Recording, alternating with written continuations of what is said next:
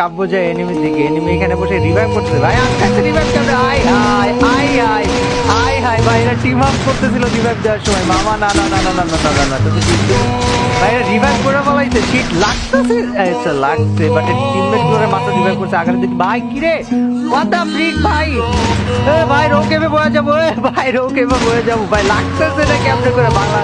ভাই আমি সস্তা রোকেবে বইতে চাইছিলাম, আমার সস্তা রোকেবে বইতে দিবে না, বাট গাইস